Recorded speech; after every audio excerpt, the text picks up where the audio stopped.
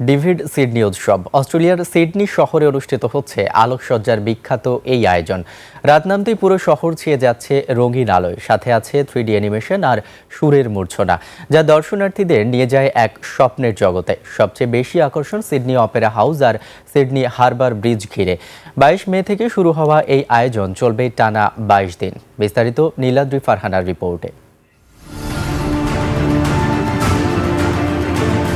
চারপাশে রঙিন আলো, ভবনের গায়ে নাচতে থাকা ছবি, সুরের মূর্ছনা আর মানুষের ভিড়, সব মিলিয়ে অস্ট্রেলিয়ার রাতের সিডনি যেন অন্য এক পৃথিবী।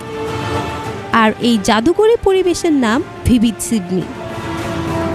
22 মে থেকে শুরু হওয়া এই আলোর উৎসব চলবে টানা 22 দিন। শীতের রাত হলেও আলোর এই উৎসবে হাজারো মানুষ ভিড় করেছেন শহরের রাস্তায়।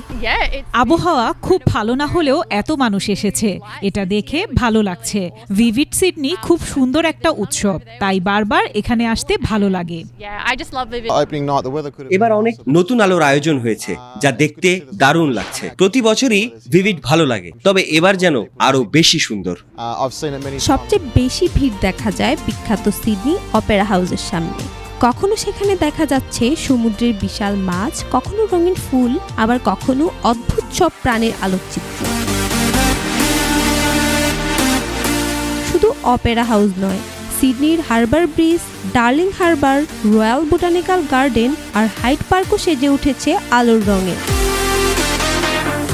2009 সালে ছোট করে শুরু হয়েছিল এই উৎসব। এখন এটি বিশ্বের অন্যতম জনপ্রিয় আলোক উৎসবে পরিণত হয়েছে। Niladri Farhana, desk report, 21 television.